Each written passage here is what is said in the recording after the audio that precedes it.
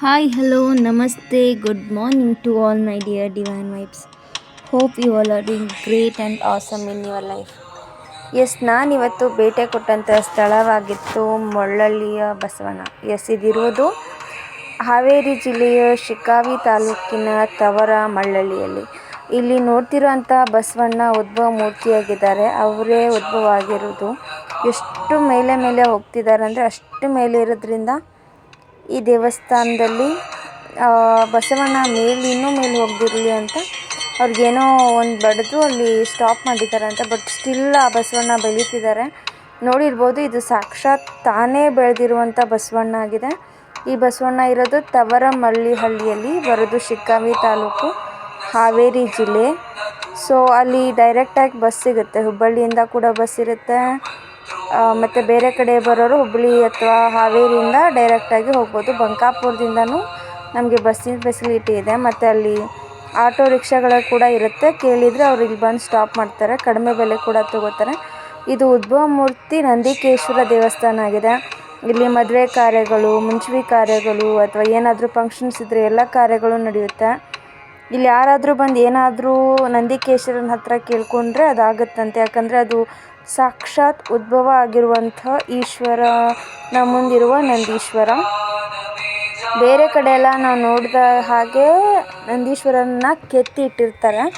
But ಇದು ತಾನಾಗೆ ಉದ್ಭವ ಆಗಿರುವಂತಹ ನಂದೀಶ್ವರ. ಯಾಕಂದರೆ ನೋಡಿದರೆ ಗೊತ್ತಾಗುತ್ತೆ. ಕೆಳಗಡೆ ಎಲ್ಲ ಈಶ್ವರನ ಮುಂದೆ ಇರೋ ನಂದಿ ಕೆಳಗಡೆ ಇದ್ದರೆ ಈ ನಂದೀಶ್ವರ ಮೇಲಿದ್ದಾನೆ. ಅಂದರೆ ಅಷ್ಟು ಹೈಟು, ಭೂಮಿಯಿಂದ ಪಾತಾಳದಿಂದ ಮೇಲೆದ್ದಿರುವಂಥ ಬಸವಣ್ಣ. ಅಷ್ಟು ಮೇಲೆ ಬೆಳೀತಿದ್ದಾರೆ, ಇನ್ನೂ ಬೆಳೀತಿದ್ದಾರಂತೆ.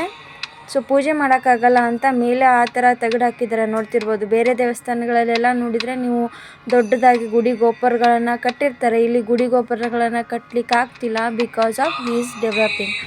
ಮೇಲೆ ಮೇಲೆ ಮೇಲೆ ಬೆಳೀತಿದ್ದಾರೆ ನಂದೀಶ್ವರ. ಇಲ್ಲಿ ಸಿಕ್ಕಾಪಟ್ಟೆ ಭಕ್ತರು ಕೂಡ ಬೇರೆ ಬೇರೆ ಊರುಗಳಿಂದ, ಬೇರೆ ಬೇರೆ ರಾಜ್ಯಗಳಿಂದ ದರ್ಶನಕ್ಕೆ ಬರ್ತಾರೆ.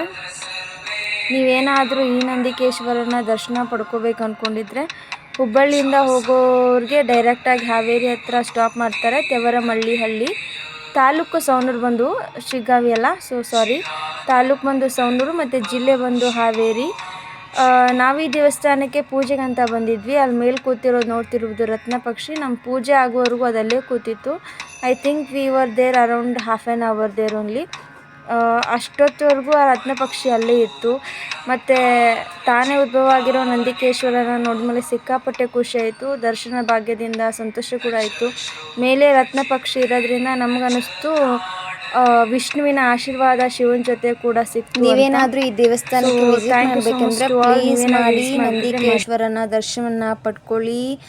ನಂದಿ ಅಂದ್ರೇ ಈಶ್ವರನ ಆಶೀರ್ವಾದದೊಂದಿಗೆ ಇರುವಂಥ ದೇವರಾಗಿದ್ದಾನೆ. So visit this temple and get blessings from him. Thank you so much to all my dear divine vibes.